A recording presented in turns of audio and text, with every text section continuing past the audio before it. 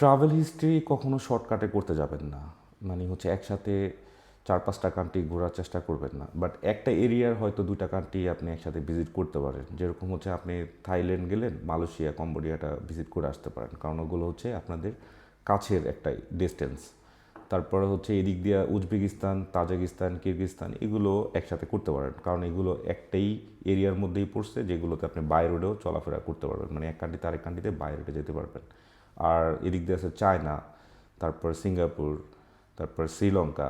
এই কান্ট্রিগুলো আপনি খুব সুন্দরভাবে একসাথে ভিজিট করতে পারবেন। বাট টোটাল যে ভিজিট প্ল্যানটা এই নর্মাল কান্ট্রিগুলো আপনারা চেষ্টা করেন যে হচ্ছে 2 মাসের মধ্যে কমপ্লিট করে ফেলেন। তো এটা একবারে মোটেও ঠিক না।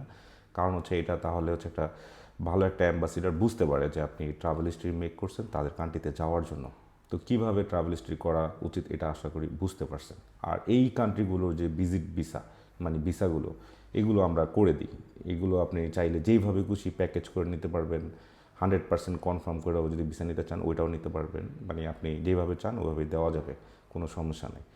আর মেইনত আমি কাজ করি হচ্ছে অস্ট্রেলিয়া, ইউএসএ, কানাডা এগুলো নিয়ে কাজ করি। তো নর্মাল কান্ট্রিগুলোর ভিতরে কী কী সার্ভিস পাবেন, Morocco, China, Thailand, Malaysia, Cambodia, Sri Lanka, Uzbekistan, Tajikistan, আরও কিছু কান্ট্রি আছে যেগুলো আমার এখন মনে নেই। যদি আপনি এইসব কান্ট্রিও ভিজিট করতে চান আপনাদের ভিসার কাজ করে দেওয়া যাবে। তো আমার হোয়াটসঅ্যাপ নাম্বার স্ক্রিনে দেওয়া থাকবে, যোগাযোগ করে অফিসে আসেন। আপনাদের সম্পূর্ণ সিস্টেমটা, যে রোড প্ল্যানটা সব কিছু করে আমি প্যাকেজ করে দিতে পারবো।